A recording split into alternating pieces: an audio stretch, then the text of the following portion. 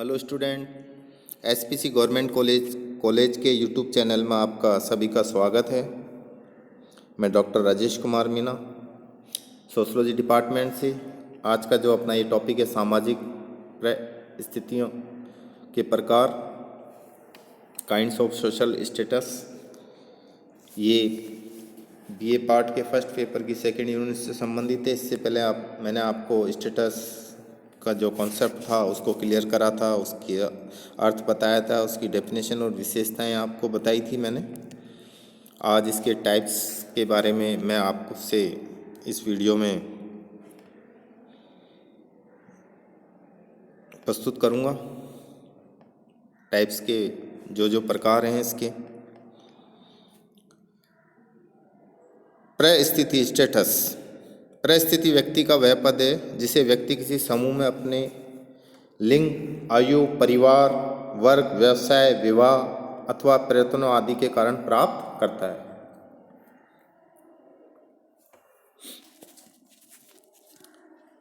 कुल मिला के अपन ये कह सकते हैं कि सामाजिक परिवेश में व्यक्ति को जो पद मिलता है उसे हम समाजशास्त्र भाषा में स्टेटस या परिस्थिति कहते हैं। परिस्थिति के जो अवधारणा थी उसको दो भागों में राल्फ लिट्टन की जो 1936 में जो बुक आई थी, द स्टडी ऑफ मैन, में इन्होंने इस अवधारणा को दो भागों में विभाजित किया। पदत्त परिस्थिति, अर्जित परिस्थिति।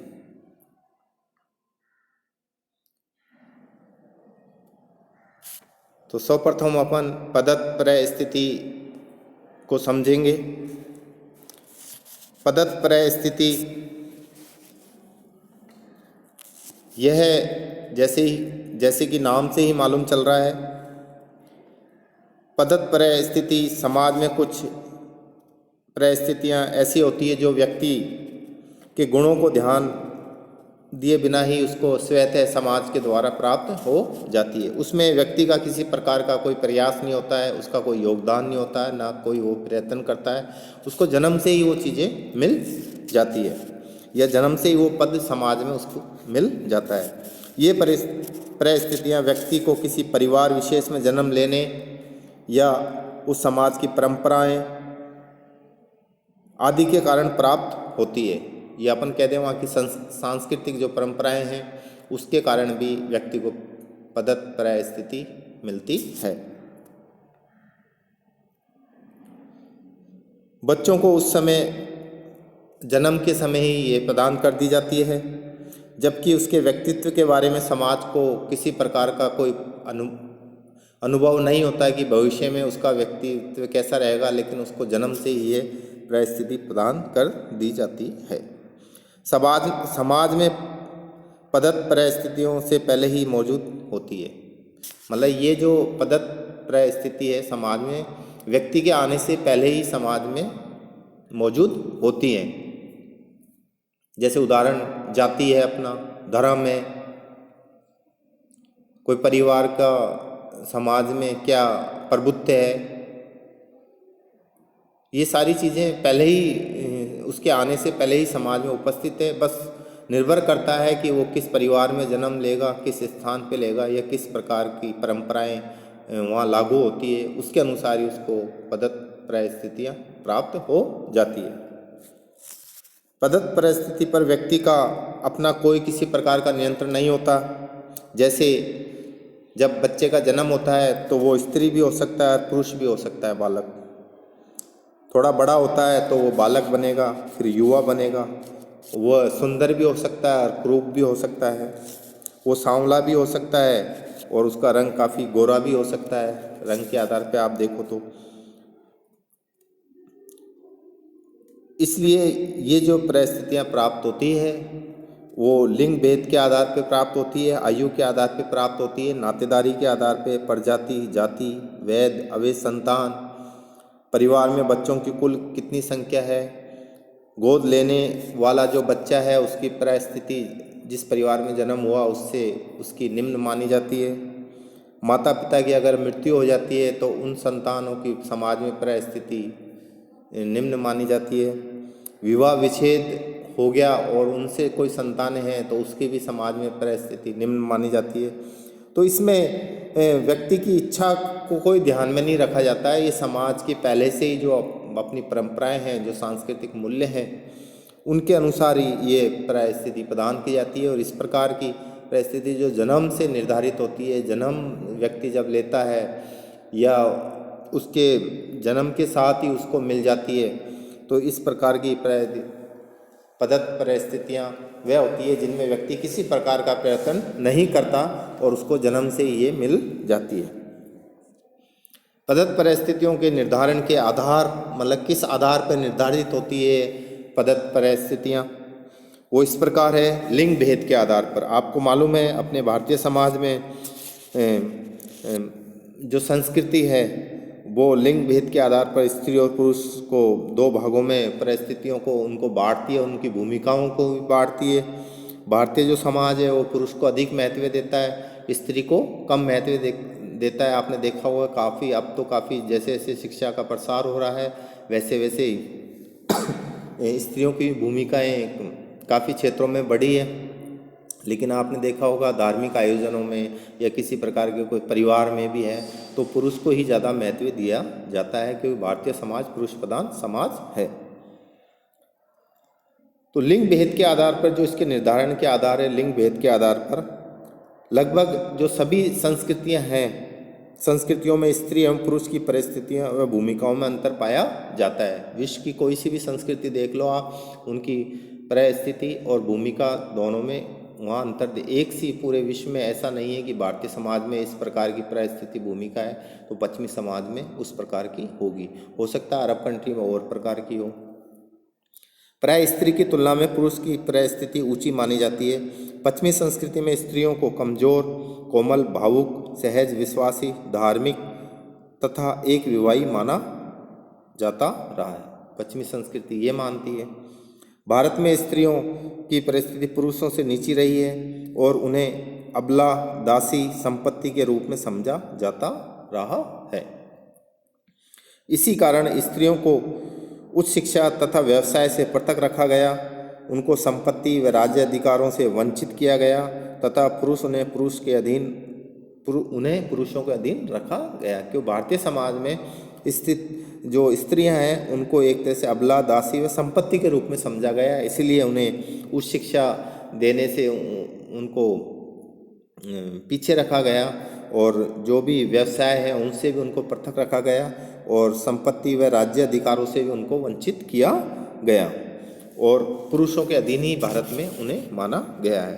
तो लिंग भेद के आधार पर परिस्थिति प्राप्त होती है। जन्म से ही अगर कोई लड़का पैदा हो जाता है तो उसकी परिस्थिति लड़की की अपेक्षा ज़्यादा ऊंची मानी जाती है, क्योंकि ये भारतीय समाज की संस्कृति है, भारतीय समाज की परंपरा है।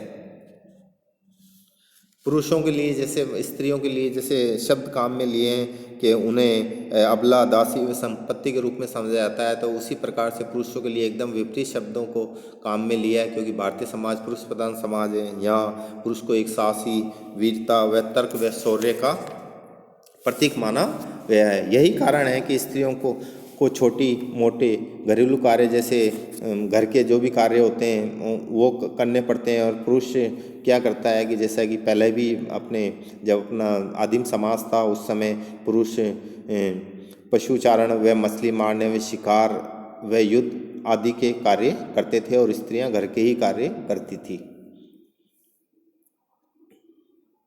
पुरुष को अधिक जो शारीरिक शक्ति वाले कार्य हैं वो सौंपे जाते हैं और स्त्री को जिनमें शारीरिक शक्ति की आवश्यकता कम पड़ती है, इस प्रकार के कार्य उनको सौंपे जाते हैं। तो लिंग भेद के आधार पर ये प्रदत्त परिस्थिति हमें मिलती है। स्त्री एवं पुरुषों की परिस्थितियों में सांस्कृतिक कारणों से भी भिन्नता पाई जाती है। सदैव ही पुरुषों की तुलना में स्त्रियों को निम्न स्थान नहीं दिया जाता। ऐसा नहीं है कि हरदम ही हर समाज में ही स्त्रियों को निम्न स्थान दिया जाता है। वहाँ के जो सांस्कृतिक कारण हैं उनके आधार पर स्त्रियों को जो प्रदत्त परिस्थिति है वो उनको मिलती है। जैसे भारतीय समाज में जैसे गारो, खासी, नायर, मातृसत्तात्मक परिवारों में पुरुष की तुलना में स्त्री की परिस्थिति ऊंची है। भारतीय समाज में जो ऐसी जनजातियां हैं जैसे गारो, खासी, नायर, वहाँ मात्र सत्तात्मक परिवार होता है, वहाँ मतलब सत्ता माता की चलती है, वहाँ स्त्रियों का स्थान पुरुष से ज़्यादा ऊंचा होता है। वही परिवारों की मुखिया होती है और संपत्ति एवं धार्मिक कार्यों में वही प्रधान होती है। वंश एवं उत्तरदायित्व भी स्त्रियों के आधार पर ही तय किया जाते हैं। वर्तमान समय में स्त्री एवं पुरुषों को कुछ कार्यों को छोड़कर शेष में समान रूप से नौकरी के अवसर प्रदान किए जाते हैं, लेकिन आज के समय जैसे जैसे समाज शिक्षित होता जा रहा है, वहाँ कुछ कार्यों को छोड़कर अधिकांश सभी कार्यों में आपने देखा होगा, आज आर्मी में भी अपनी जो भारतीय सेना है उसमें भी स्त्रियों की भी एक बटालियन कुछ सालों में उनकी भी बटालियन चालू हो चुकी है। उनको मतलब कि पहले ऐसा होता था कि स्त्रियों को आर्मी में किसी प्रकार की नौकरी या जॉब नहीं मिलता था। तो समय के अनुसार परिवर्तन हो रहा है और जो मातृसत्तात्मक परिवार है उनमें तो स्त्रियों को पुरुष से ज़्यादा महत्व दिया जाता है, क्योंकि संपत्ति का अधिकार भी उनके पास होता है और वंश भी उनके अनुसार ही चलता है। लेकिन अब जो भारतीय समाज है उसमें आप उत्तरी भारत में इस तरफ अगर देखते हो या अधिकांश भारत में देखते हो तो जो वंश होता है वो पुरुष के ही गोत्र से चलता है। अगर आप ऐसा आपने समाज में भी देखा है। दूसरा जो इसका निर्धारण का आधार होता है परिस्थिति का, वो आता है आयु भेद। आयु भेद के आधार पे भी आपने देखा होगा, आयु के आधार पे अपन जैसे मानव को शिशु, बालक, युवा, प्रौढ़, वृद्ध इन स्तरों में अपन विभक्त कर सकते हैं। तो बालक जैसे होता है उसकी परिस्थिति युवा से निम्न होती है और युवा की प्रौढ़ से निम्न होती है और प्रौढ़ की वृद्ध से निम्न होती है, क्योंकि वृद्ध जो व्यक्ति होता है उसको समाज में ज़्यादा सम्मान दिया जाता है। इसी प्रकार से नातेदारी है। नातेदारी भी प्रदत्त परिस्थिति का निर्धारण का आधार है। व्यक्ति की नातेदारी के आधार पर भी अनेक परिस्थितियाँ प्राप्त होती है। एक व्यक्ति का अपने माता पिता एवं रक्त संबंधियों से संबंध होता है। नातेदारी में क्या होता है, दो प्रकार के संबंधी होते हैं, एक तो विवाह संबंधी होते हैं, एक रक्त संबंधी होते हैं। तो रक्त संबंधियों का संबंध किससे होता है, माता पिता से होता है। विवाह संबंधी जो अपने ननियाल पक्ष के जो व्यक्ति होते हैं उनको हम विवाह संबंधी कहते हैं, और रक्त संबंधी जो अपने दादा पक्ष के जो व्यक्ति होते हैं उनको अपन रक्त संबंधी कहते हैं। नातेदारी से संबंधित परिस्थितियाँ पदत होती हैं क्योंकि हमारे माता पिता एवं भाई बहनों का चयन नहीं करते। मतलब जो भी अपने रिश्तेदार है या माता पिता, उनका चयन बालक थोड़ी करता है जन्म लेता है जब, मतलब वो पहले से ही उपस्थित हैं और वो किस परिवार में उनका जन्म होगा, उसके कौन मम्मी पापा होंगे, उसने तो किसी प्रकार का कोई चयन किया भी नहीं है, ना प्रयत्न किया। उसको जन्म के साथ ही वो पेरेंट्स या परिवार या नातेदार उसको मिल जाते हैं। इसलिए प्रदत्त परिस्थिति में नातेदारी का भी महत्व है। नातेदारी के साथ व्यक्ति के कुछ अधिकार व दायित्व भी जुड़े होते हैं। समाज में माता पिता की सामाजिक स्थिति के आधार पर ही बच्चे का भी मूल्यांकन किया जाता है। आपने देखा होगा अगर नातेदारी बहुत ज़्यादा मजबूत है, वो बहुत ज़्यादा आर्थिक रूप से संपन्न है या परिवार आर्थिक रूप से बहुत ज़्यादा संपन्न है, तो उनको समाज में उच्च जन्म, अगर उस परिवार में जन्म होता तो समाज में उनको उच्च स्थान मिलता है। और ऐसे बालक जो गरीब परिवार में जन्म लेते हैं या जिनका परिवार विकसित नहीं है, बहुत ही गरीब है, तो उनको समाज में निम्न परिस्थिति मिलती है। इसी आधार पर उन बालकों को उच्च और निम्न परिस्थिति प्रदान की जाती है। तो नातेदारी का भी काफ़ी महत्व है प्रदत्त परिस्थिति के निर्धारण में। उसके पश्चात आता जन्म। व्यक्ति का जन्म किस परिवार, जाति अथवा प्रजाति में हुआ है, इस आधार पर भी परिस्थिति का निर्धारण होता है कि व्यक्ति का किस परिवार में जन्म हुआ। जैसे शाही घराने एवं उच्च जाति में जन्म लेने वाले की सामाजिक परिस्थिति निम्न परिवारों एवं अस्पृश्य जातियों के लोगों की तुलना में साधारणतः ऊंची रही है। ये समाज में आप महसूस कर सकते हो। वह बालक जो उच्च परिवार में जन्म लेते हैं या उच्च जाति में जन्म लेते हैं, वो ऐसे बालक जो निम्न जाति के हैं या आर्थिक रूप से संपन्न नहीं है या अस्पृश्य जातियों के हैं, उनसे उनकी परिस्थिति ऊंची होती है। तो जन्म भी निर्धारित करता है प्रदत्त परिस्थिति को प्रदान करने में।